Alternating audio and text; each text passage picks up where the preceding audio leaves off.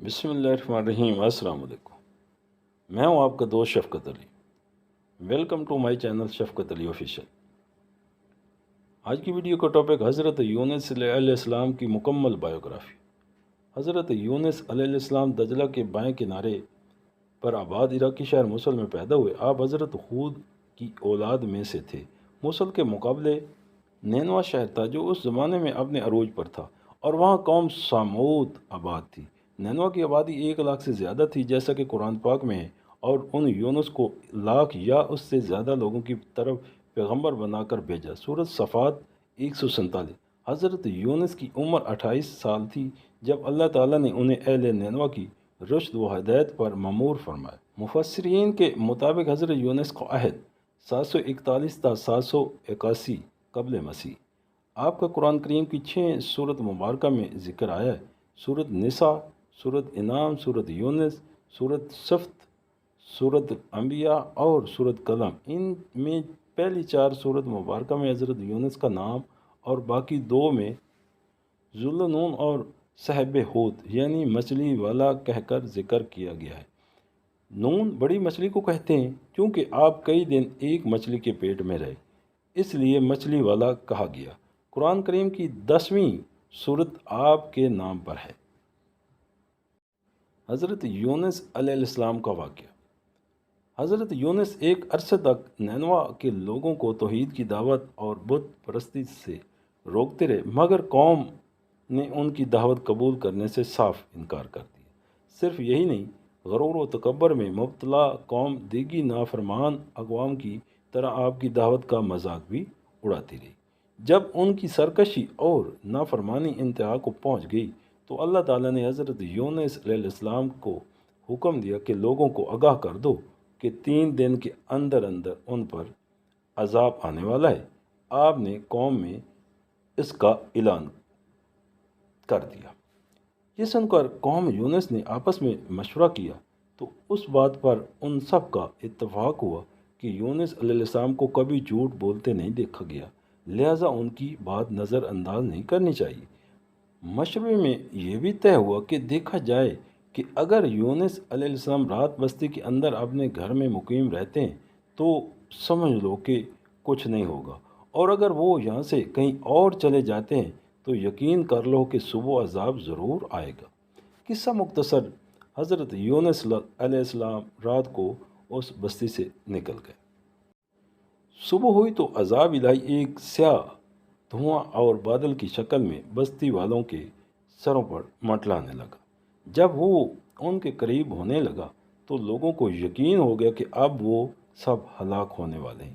یہ دیکھ کر حضرت یونس علیہ السلام کو تلاش کیا گیا کہ ان کے ہاتھ پر ایمان لے آئیں اور توبہ کر لیں، مگر آپ کو نہ پایا تو خود ہی اخلاص نیت کے ساتھ توبہ وقت استغفار میں لگ گئے اور اپنے گھروں سے ایک میدان میں نکل آئے۔ عورتیں، بچے اور جانور سب اس میدان میں جمع کر دیے گئے۔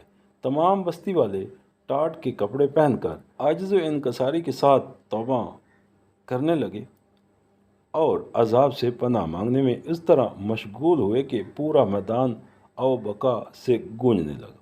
اللہ تعالیٰ نے ان کی توبہ قبول فرمائی اور عذاب ان سے ہٹا دیے۔ روایت میں ہے کہ یہ عاشورے یعنی 10ویں محرم کا دن تھا۔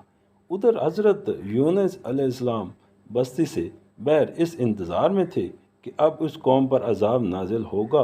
ان کے توبہ و استغفار کا حال انہیں معلوم نہ تھا۔ جب عذاب ٹل گیا تو انہیں فکر ہوئی کہ اب تو قوم مجھے جھوٹا قرار دے دے گی، کیونکہ میں نے اعلان کیا تھا کہ 3 دن کے اندر عذاب آ جائے گا۔ اس قوم کا قانون تھا کہ جس شخص کا جھوٹ معلوم ہو اور وہ اپنے کلام پر کوئی شہادت پیش نہ کر سکے تو اسے قتل کر دیا جاتا۔ تو یونس علیہ السلام کو فکر ہوئی کہ انہیں بھی جھوٹا قرار دے کر قتل کر دیا جائے گا۔ اس رنج و غم اور پریشانی کے عالم میں اس شہر سے نکل جانے کا ارادہ کر کے چلے دی، یہاں تک کہ بحر روم کے کنارے پہنچ گئی۔ وہاں ایک کشتی دیکھی جس میں لوگ سوار تھے۔ آپ کو ان لوگوں نے پہچان لیا اور کرایہ کے بغیر سوار کر لیا۔ کشتی روانہ ہو کر جب وسط میں پہنچی تو دفتن ٹھہر گئی، آگے بڑھتی اور نہ پیچھے۔ کشتی والوں نے منا دی کہ ہماری اس کشتی میں کوئی ظالم گنہگار یا بھاگا ہوا غلام سوار ہو جاتا ہے تو یہ کشتی خود بخود رک جاتی۔ ایسے آدمی کو چاہیے کہ خود کو زہر کر دے تاکہ اس کی وجہ سے سب پر مصیبت نہ آئے۔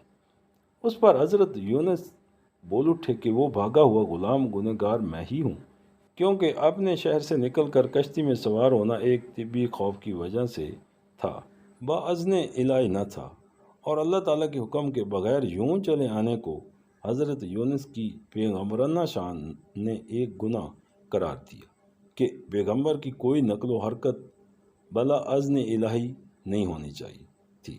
بہرحال آپ نے فرمایا کہ مجھے دریا میں ڈال دو تو تم سب اس عذاب سے بچ جاؤ گے، مگر کشتی والے اس پر تیار نہ ہوئے، بلکہ انہوں نے قرعہ اندازی کی تاکہ جس کا نام نکلے اسے دریا میں ڈالا جائے، لیکن قرعہ اندازی میں بھی آپ ہی کا نام نکل آیا۔ لوگوں کو اس پر تعجب ہوا تو کئی مرتبہ قرعہ اندازی کی گئی اور ہر مرتبہ آپ ہی کا نام آتا رہا۔ قرآن کریم کی سورۃ صفات کی آیت نمبر 141 میں اس قرعہ اندازی اور حضرت یونس علیہ السلام کا نام نکلنے کا ذکر موجود ہے۔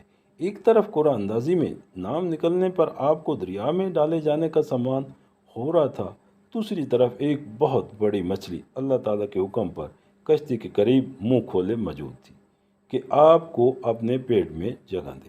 حضرت یونس علیہ السلام جیسے ہی پانی میں گئے، مچھلی نے فوراً انہیں اپنے پیٹ میں لے لیا۔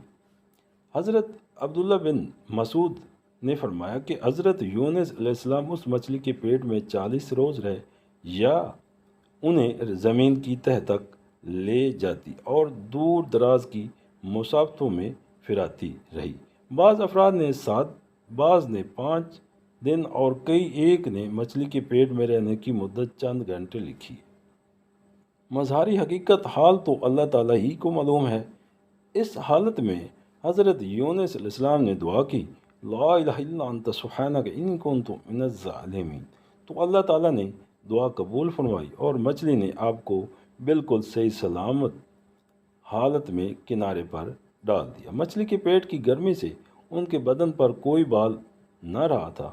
اللہ تعالیٰ نے ان کے قریب ایک درخت اگا دیا جس کے پتوں کا سایہ آپ کے لیے راحت کا سبب بن گیا۔ نیز ایک جنگلی بکری اللہ تعالیٰ کے حکم سے صبح شام آپ کے پاس آ کھڑی ہوتی اور آپ اس کا دودھ پی لیتے۔ اس قصے کے جتنے اجزاء قرآن پاک میں مذکورہ ہیں یا احادیث مبارکہ سے ثابت ہیں وہ تو یقینی، باقی اجزاء محض تاریخی اور روایات پر مشتمل ہیں جن پر کسی شرعی مسئلے کا مدارہ نہیں رکھا جا سکتا۔ سمندری جانوروں کی تسبیح۔ حضرت ابو ہریرہ سے منقول ہے کہ رسول اکرم صلی اللہ علیہ وسلم نے فرمایا کہ جب اللہ تعالیٰ نے حضرت یونس کو مچھلی کے پیٹ میں قید کرنے کا ارادہ فرمایا تو مچھلی کو حکم دیا، ان کو لے لو، لیکن ان کے گوشت پر تیرا تصفف نہیں، کیونکہ یہ تیری غذا نہیں ہے۔ جب مچھلی آپ کو لے کر سمندر کی انتہائی نچلی سطح پر پہنچی تو آپ نے کچھ آہٹیں سنی۔ اس پر اللہ تعالیٰ نے وحی فرمائی، یہ سمندری جانوروں کی تسبیح ہے۔ اس موقع پر حضرت یونس نے بھی تسبیح کی۔ جب فرشتوں نے آپ کی تسبیح سنی تو بارگاہ خداوندی میں عرض کرنے لگے کہ اے اللہ ہمارے پروردگار، ہم ایک ضعیف اور کم زور سی آواز کسی اجنبی زمین سے سن رہے ہیں۔ اللہ تعالیٰ نے فرمایا، یہ میرا بندہ یونس ہے۔ فرشتوں نے عرض کیا، وہ تو نیک بندہ ہے اور ان کی طرف سے ہر شب و روز آپ کے پاس نیک عمل پہنچتا ہے۔ اللہ تعالیٰ نے فرمایا کہ ہاں، یہ میری بہت اچھی تسبیح کرتے ہیں۔ پھر فرشتوں نے اللہ تعالیٰ کے حضور حضرت یونس کی سفارش کی تو اللہ تعالیٰ نے مچھلی کو حکم دیا اور اس نے آپ کو سمندر کے کنارے ڈال دیا۔ قرآن کریم میں ارشاد باری تعالیٰ ہے کہ پھر ہم نے ان جب کہ وہ بیمار تھے فراغ میدان میں ڈال دیا اور ان پر ایک بیل دار درخت اگا دیا۔ آپ کا بدن مچھلی کے پیٹ میں رہنے سے انتہائی لاغر اور کمزور ہو چکا تھا۔ ابن مسعود فرماتے ہیں کہ آپ ایسے ہو گئے تھے جیسے چوزا جس پر ابھی پر بھی نہ آئے ہوں۔ ابن عباس اور زید فرماتے ہیں کہ جب بچہ پیدا ہوتا ہے اس وقت کے بچے کی طرح آپ کی حالت تھی اور بالکل دنی ہوئی روئی کی طرح نرم و نازک تھے اور بدن پر کچھ نہ تھا۔ روایت میں ہے کہ جب آپ مچھلی کے پیٹ میں ٹھہر گئے تو غمان کی حق کے شاید وفات پا گئے ہیں۔ اس پر آپ نے اپنے اعضاء کو جنبش دی تو ان میں حرکت ہوئی تو فوراً سجدہ ریز ہو گئے اور بارگاہ الہی رب العزت میں عرض کیا کہ اے پروردگار، میں تیرے لیے ایسی جگہ مسجد سجدہ کا بناتا ہوں جہاں کسی دوسرے نے تیری عبادت نہ کی ہوگی۔ اللہ کی تسبیح کی برکات۔ قرآن پاک میں اللہ تعالیٰ کا ارشاد باری تعالیٰ ہے، پھر اگر وہ اللہ کی پاکی بیان نہ کرتے تو لوگوں کے اٹھائے جانے کے دن تک اس مچھلی کے پیٹ میں ہی رہتے۔ تفسیر ابن جزیرہ میں حضرت سعد بن مالک سے مروی ہے کہ انہوں نے نبی اکرم صلی اللہ علیہ وسلم کو فرماتے ہوئے سنا، اللہ کو اس نام سے پکارا جائے تو دعا قبول ہوتی ہے اور جو مانگا جائے اللہ عطا فرماتے ہیں۔ یعنی حضرت یونس کی دعا کے ساتھ راوی کہتے ہیں کہ میں نے استفسار کیا، یا رسول اللہ، یہ حضرت یونس علیہ السلام کے لیے خاص ہے یا تمام مسلمانوں کے لیے؟ آپ صلی اللہ علیہ وسلم نے فرمایا، یہ حضرت یونس علیہ السلام کے لیے خاص ہے اور مومنین کے لیے عام۔ جب بھی وہ اس دعا کے ساتھ دعا کریں کہ تم نے اللہ کے فرمان کو نہیں سنا، پھر یونس نے اپنے رب کو طریقوں میں پکارا، لا الہ الا انت سبحانک انی کنت من الظالمین، تیرے سوا کوئی محبوب نہیں، تو پاک ہے، بے شک میں ہی قصوروار ہوں۔ تو ہم نے اس کی دعا قبول کی اور اس کو غم سے نجات دی، اور ہم مومنین کو اس طرح نجات دیتے ہیں۔ حضرت سعد سے مروی ہے کہ رسول اکرم صلی اللہ علیہ وسلم نے فرمایا، جس نے حضرت یونس کی دعا کے ساتھ دعا کی اس کی دعا ضرور قبول ہوگی۔ ابن کثیر۔ توبہ کا دروازہ بند نہیں ہوتا۔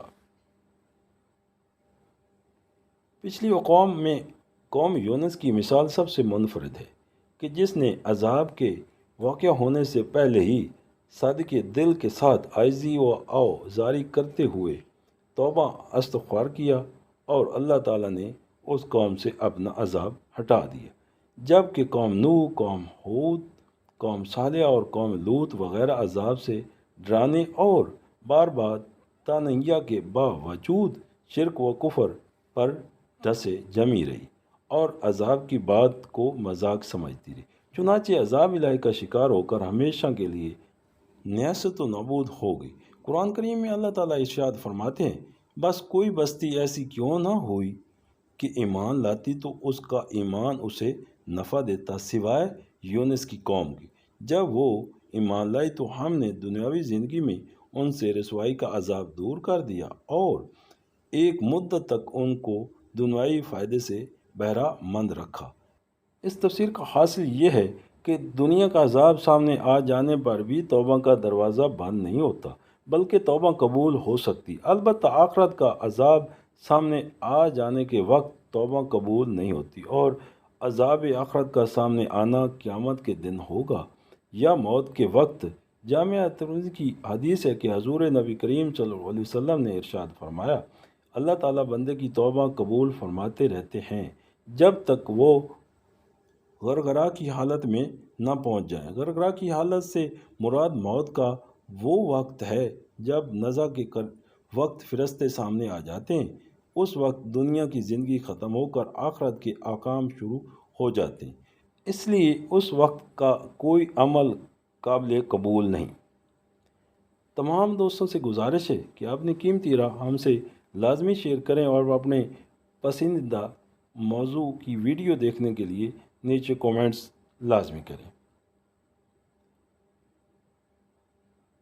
Thanks for watching, please like, share اور سبسکرائب کریں۔ شکریہ۔